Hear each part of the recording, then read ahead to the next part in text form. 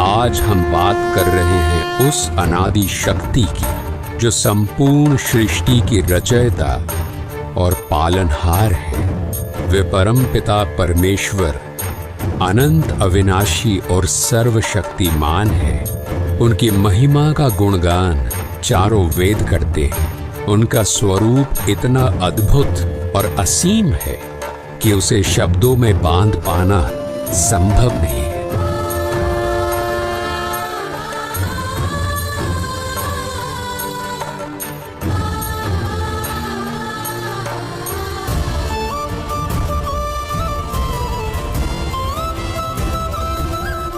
वो कबीर परमेश्वर ही है जिन्होंने अपने एक वचन मात्र से इस संसार की रचना की। उन्होंने समस्त जीवों को और इस संपूर्ण ब्रह्मांड को उत्पन्न किया। उनकी लीला और सामर्थ्य इतना अद्वितीय है कि उनका वर्णन मानव बुद्धि से परे है। वे सर्वशक्तिमान परमेश्वर ही सब कुछ है। उनका अस्तित्व केवल धर्म ग्रंथों के पन्नों तक ही सीमित नहीं है।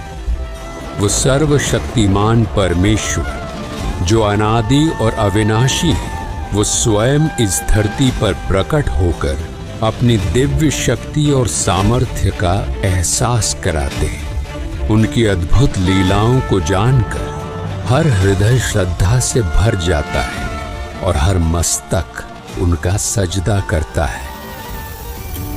उनकी लीला इतनी चमत्कारी और प्रभावशाली होती है कि वो युगों युगों तक मानव जाति के हृदय और इतिहास में अपनी गहरी छाप छोड़ जाती है। उनकी उपस्थिति सच्चाई, प्रेम और धर्म का ऐसा प्रकाश फैलाती है जो हर आत्मा को परमात्मा की ओर प्रेरित करती है।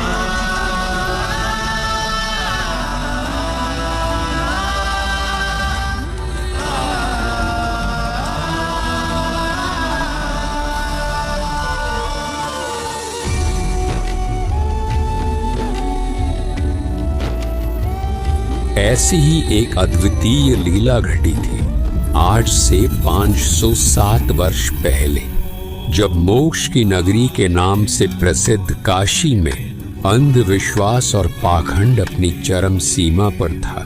धर्म और अधर्म के बीच की रेखा मिटती जा रही थी क्योंकि कुछ स्वार्थी ब्राह्मणों के लालच ने धर्म को अपने फायदे का जरिया बना लिया था। आस्था और विश्वास को इस हद तक तार तार किया जा रहा था कि काशी के कुछ स्वार्थी पंडित हत्यारे हो चुके थे। काशी और उसके आसपास के क्षेत्रों में ये अफवाह फैलाई जा रही थी कि जो काशी में मरेगा वो स्वर्ग जाएगा और जो मगहर में मरेगा वो नरक जाएगा। इस प्रकार जनता को धर्म के नाम पर भ्रमित कर उनकी भावनाओं, आस्था और विश्वास का शोषण किया जा रहा था। काशी के पंडे मानो स्वर्ग की टिकट बांटने वाले दलाल बन गए थे। श्रद्धालु जो अपनी आस्था और मोक्ष की चाह से वहां आते थे, वे इन पंडों के सामने फरियादी बनकर खड़े होते और प्रार्थना करते थे, हे महाराज, पहले हमारे पिता की गर्दन काट दिए ना। सोचिए वो मंजर कितना भयानक और अमानवीय होगा। धर्म की पतवार को थामे हुए इन स्वार्थी ब्राह्मणों ने धर्म का मार्ग त्याग कर अधर्म के इस घिनौने कृत्य को कैसे स्वीकार कर लिया होगा। जो धर्म सत्य, करुणा और अहिंसा का प्रतीक है, उसे उन लालची पंडों ने लोभ और क्रूरता की भेंट चढ़ा दी। ये दृश्य केवल मानवता का अपमान नहीं था, बल्कि धर्म और विश्वास के नाम पर किए गए सबसे बड़े छल का प्रतीक था। ये 15वीं सदी का दौर था। कबीर परमेश्वर जी भक्ति युग की मशाल जला चुके थे और उनका उद्देश्य था पाखंड और अंधविश्वास की जड़ें उखाड़ फेंकना। उनकी शिक्षाओं और उनके अद्वितीय आध्यात्मिक ज्ञान ने आदि सनातनी भक्ति को फिर प्रकाशित करते हुए उस काल के पाखंड रूपी तंबू में आखिरी कील ठोक दी थी। इस समय स्वर्ग प्राप्ति की झूठी आस में हजारों बुजुर्ग दंपत्ति अपनी अंतिम श्वास लेने के लिए आने लगे। काशी के लालची पंडों ने इस स्थिति का फायदा उठाते हुए उन बुजुर्गों की सेवा और देखभाल के नाम पर उनके बच्चों से भारी धनराशि वसूल करनी शुरू कर दी। श्रद्धालु अपनी आस्था और माता पिता की स्वर्ग प्राप्ति की लालसा में इन लालची पंडितों को मनमानी रकम देते गए। ये पूरी व्यवस्था धर्म के नाम पर फैले एक बड़े छल और स्वार्थ की प्रतीक बन चुकी थी, जिसे कबीर परमेश्वर जी ने चुनौती देने का साहस दिखाया। कुछ समय बाद जब काशी के पंडित इतने बुजुर्गों की सेवा और देखभाल करने में असमर्थ हो गए, तो उन्होंने अपने स्वार्थ और लालच को पूरा करने के लिए एक नया षड्यंत्र रचा। पाखंडी पंडितों ने ये अफवाह फैलानी शुरू कर दी कि गंगा नदी के किनारे भगवान का एक करोत आता है। उन्होंने ये दावा किया कि यदि कोई श्रद्धालु इस करोत के नीचे लेट जाए तो वो सीधे स्वर्ग जाएगा। इस करोत के नीचे लेटने की प्रक्रिया के लिए ये पंडित स्वर्ग जाने की फीस वसूलने लगे। ये भ्रामक धारणा और पाखंड इतनी तेजी से फैलने लगा कि भले भले श्रद्धालु जल्दी स्वर्ग प्राप्ति की लालसा में अपने गले कटवाने तक तैयार हो गए। और जब इस पाखंड ने अपनी सीमाएं लांघ दी, तब कबीर परमेश्वर जी ने इसे चुनौती दी। कबीर परमेश्वर जी ने अंधविश्वास और पाखंड की जड़ें हिलाने के लिए एक ऐतिहासिक और साहसी निर्णय लिया। उन्होंने ऐलान किया कि वे काशी में नहीं बल्कि मगहर में अपने शरीर का त्याग करेंगे और स्वर्ग से भी ऊपर सतलोक को सह शरीर जाएंगे। इस घोषणा से काशी के पंडितों और स्वार्थी लोगों में खलबली मच गई। निर्धारित समय पर कबीर परमेश्वर जी ने मगहर की ओर प्रस्थान किया।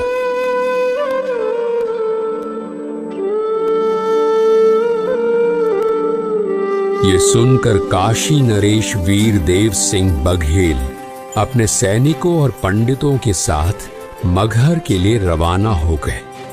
मगहर पहुंचने पर वहां के शासक बिजली खान पठान, जो कबीर साहिब जी के शिष्य थे, वो भी अपने सैनिकों और मुसलमान लोगों के साथ गुरुदेव के स्वागत और अगवाई के लिए पहुंच गए। उन्होंने गुरुदेव को दंडवत प्रणाम किया। कबीर परमेश्वर जी ने उन्हें मगहर में शरीर त्यागने से पूर्व स्वच्छ जल से स्नान करने की व्यवस्था करने को कहा। गुरुदेव की आज्ञा पाकर बिजली खान पठान ने तत्काल ही राजमहल से स्वच्छ जल लाने की व्यवस्था शुरू कर दी। इस पर कबीर परमेश्वर जी ने बिजली खान पठान को कहा, राजमहल से जल लाने की कोई आवश्यकता नहीं, मैं नदी में बहते जल में स्नान करूंगा। बिजली खान पठान ने अपने गुरुदेव कबीर परमात्मा जी से प्रार्थना की, हे गुरुदेव, यहाँ पास में ही एक आमी नदी है जो भगवान शिव के श्राप के कारण बहुत समय से जल विहीन है। राजा की बात सुनकर कबीर परमात्मा जी मुस्कुराए और कहा, राजन, चिंता ना करो, मुझे उस नदी के पास ले चलो। नदी के पास पहुंचने पर कबीर परमात्मा जी ने नदी की ओर हाथ बढ़ाया, मानो उसे चलने का आदेश दे रहे हो। तभी नदी के अंदर कुछ दूरी पर जोरदार धमाके की आवाज सुनाई दी और जमीन के अंदर से एक विशाल जलधारा फूट पड़ी, जो आसमान की ओर ऊंचाई तक दिखाई दी। देखते ही देखते वो सूखी आमी नदी जल से भर गई और उसमें से जल बहने लगा। ये चमत्कारी दृश्य देखकर वहां के सभी लोग आश्चर्यचकित रह गए। और जोर जोर से कबीर परमात्मा की जय हो का जयकारा लगाने लगे। कबीर परमात्मा जी ने शिव जी के श्राप से ग्रस्त उस सूखी नदी को जल से ओत प्रोत कर दिया और अपनी दिव्यता का प्रमाण दिया। इसके बाद कबीर साहिब जी ने उसी पवित्र नदी में स्नान किया। ये चमत्कार परमात्मा कबीर साहिब जी की शक्ति का एक छोटा सा नमूना था। कबीर परमात्मा के शरीर त्यागने से पहले ही दोनों राजा काशी नरेश बीर देव सिंह बघेल और मगहर नरेश बिजली खान पठान अपने अपने मन में विचार करने लगे। काशी नरेश बीर देव सिंह बघेल सोच रहे थे कि कबीर साहिब का अंतिम संस्कार हम हिंदू रीति रिवाजों से करेंगे, मुसलमान रीति रिवाजों से हम उन्हें दफनाने नहीं देंगे। दूसरी ओर मगहर नरेश बिजली खान पठान अपने मन में विचार कर रहे थे कि हम कबीर परमेश्वर जी का अंतिम संस्कार मुस्लिम परंपराओं के अनुसार करेंगे, यानी उन्हें कब्र में दफनाएंगे। इन काफिर हिंदुओं को उनके अंतिम संस्कार के रीति रिवाज नहीं निभाने देंगे। दोनों राजाओं के मन में ये अंतर्द्वंद्व चल रहा था और वे अपनी अपनी परंपराओं के अनुसार कबीर साहिब जी के अंतिम संस्कार को संपन्न करने के लिए दृढ़ थे। ये स्थिति उस समय की धार्मिक कट्टरता और वैचारिक संघर्ष को दर्शाती थी, जिसे कबीर साहिब जी ने अपने पूरे जीवन में तोड़ने का प्रयास किया था। परंतु कबीर परमात्मा की लीला इससे भी ऊपर थी और उनकी दिव्यता ने इस विवाद को भी एक चमत्कारी मोड़ दिया। दोनों सेनाओं को आमने सामने खड़ा देख कबीर परमात्मा जी ने स्थिति को समझते हुए दोनों राजाओं से प्रश्न किया, राजन, ये कैसा दृश्य है? तुम दोनों के बीच ये युद्ध जैसी स्थिति क्यों उत्पन्न हो रही है? परंतु वे दोनों राजा बीर देव सिंह बघेल और बिजली खान पठान अपने गुरुदेव के सामने सिर झुकाकर खड़े रहे और कुछ नहीं बोले।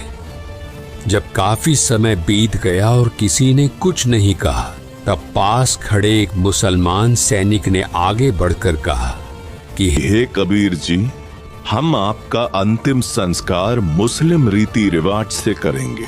इन काफिर हिंदुओं को आपकी देह को हाथ लगाने नहीं देंगे। ये बात सुनकर एक हिंदू सैनिक भी आगे आया और कबीर परमात्मा जी से प्रार्थना करते हुए बोला, हे गुरुदेव, हम आपका अंतिम संस्कार हिंदू रीति रिवाज से करेंगे। इन मुसलमानों को आपके देह का अंतिम संस्कार उनके तरीके से नहीं करने देंगे।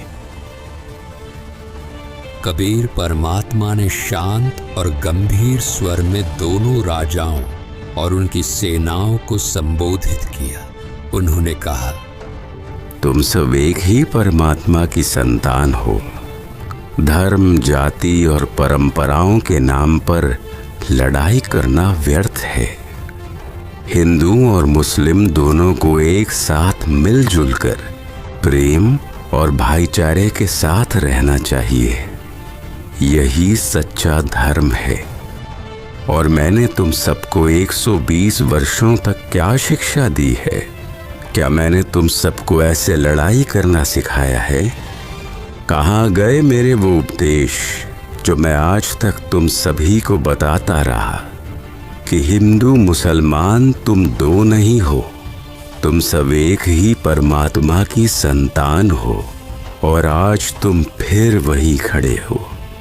इसके बाद कबीर परमात्मा जी ने सभी को शांत रहने का आदेश दिया।